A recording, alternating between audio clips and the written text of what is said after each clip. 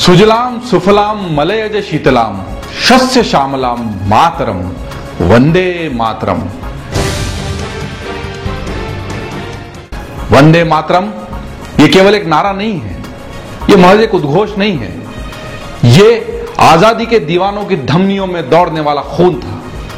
ये समूचे हिंदुस्तान को झंकृत कर देने वाला मंत्र था, एक ऐसा सेतु जो आत्माओं को और दिलों को जोड़ रहा था उस वक्त के हिंदुस्तान में।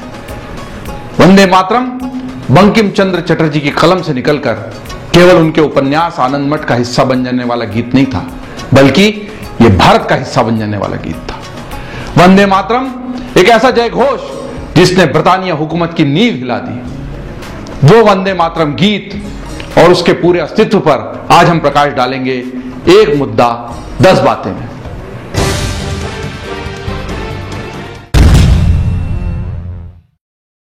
वंदे मातरम अर्थात हे मातृभूमि, मैं तेरी वंदना करता हूं, मैं तुझे प्रणाम करता हूं। 1870 के दौरान अंग्रेज हुक्मरानों ने गॉड सेव द क्वीन गीत गाना अनिवार्य कर दिया था। इस आदेश से बंकिम चंद्र चटर्जी बहुत आहत हुए। बस इसी पीड़ा से जन्म हुआ आजादी के अमर गीत वंदे मातरम का। बंकिम बाबू ने इस गीत की रचना 7 नवंबर 1876 को बंगाल के कांतलपाड़ा गांव में की थी। 1882 को बंकिम बाबू ने इस रचना को अपने लोकप्रिय उपन्यास आनंद मठ में सम्मिलित किया। आनंद मठ देशभक्ति की भावना से ओतप्रोत एक राजनीतिक उपन्यास है, जिसमें उत्तर बंगाल में 1762 से 1773 तक के सन्यासी विद्रोह का वर्णन है, जिनका आदर्श वाक्य था ओम वंदे मातरम। बंकिम बाबू ने संस्कृत और बांग्ला के मिश्रण से इस गीत की रचना की और शीर्षक दिया वंदे मातरम। वंदे मातरम के शुरुआती 2 पद संस्कृत में थे, जबकि शेष गीत बांग्ला भाषा में। वंदे मातरम का अंग्रेजी अनुवाद सबसे पहले अरविंद घोष ने किया था, जबकि आरिफ मोहम्मद खान ने उर्दू में अनुवाद किया था। 1906 में वंदे मातरम देवनागरी लिपि में प्रस्तुत किया गया।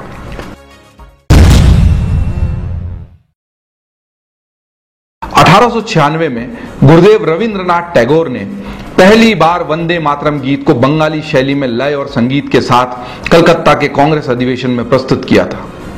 1907 को मैडम भिकाजी कामा ने जर्मनी के स्टुटगार्ट में जब तिरंगा फहराया तो उसके मध्य में वंदे मातरम ही लिखा हुआ था। बंग भंग आंदोलन में वंदे मातरम राष्ट्रीय नारा बन गया। 7 अगस्त 1905 को बंग भंग का विरोध करने जुटी भीड़ के बीच से किसी ने कहा वंदे मातरम और चमत्कार घटित हो गया। सहस्रों कंठों ने संवेद स्वर में इसे दोहराया तो पूरा आसमान वंदे मातरम के उद्घोष से गूंज उठा और इसके बाद तो आजादी के दीवानों के लिए महामंत्र बन गया वंदे मातरम। दिसंबर 1905 में कांग्रेस की कार्यकारिणी की बैठक में गीत को राष्ट्रगीत का दर्जा प्रदान किया गया। कांग्रेस के अधिवेशनों के अलावा भी आजादी के आंदोलन के दौरान इस गीत का काफी प्रयोग हुआ। पंजाब केसरी लाला लाजपत राय ने लाहौर से जिस जर्नल का प्रकाशन शुरू किया उसका तो नाम ही रखा वंदे मातरम। राष्ट्रभक्ति का ज्वार उठाने वाले इस गीत को अंग्रेजों के विरोध का भी सामना करना पड़ा। 1906 में अंग्रेज सरकार ने वंदे मातरम को किसी भी अधिवेशन, जुलूस या फिर सार्वजनिक स्थान पर गाने के लिए प्रतिबंधित कर दिया।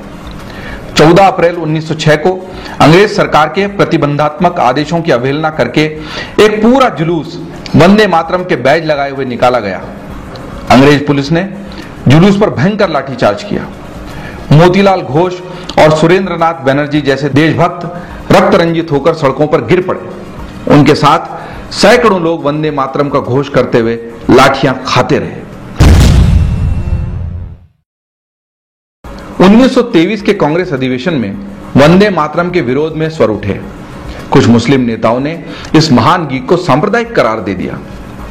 जवाहरलाल नेहरू, मौलाना आजाद, सुभाष चंद्र बोस और आचार्य नरेंद्र देव की समिति ने 28 अक्टूबर 1937 को कांग्रेस के कलकत्ता अधिवेशन में पेश अपनी रिपोर्ट में इस राष्ट्रगीत के गायन को अनिवार्यता से मुक्त रखते हुए कहा था कि इस गीत के शुरुआती 2 पैरे ही प्रासंगिक हैं।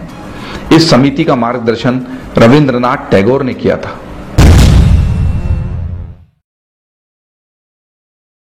1905 में गांधी जी ने लिखा था कि आज लाखों लोग एकत्र होकर वंदे मातरम गाते हैं।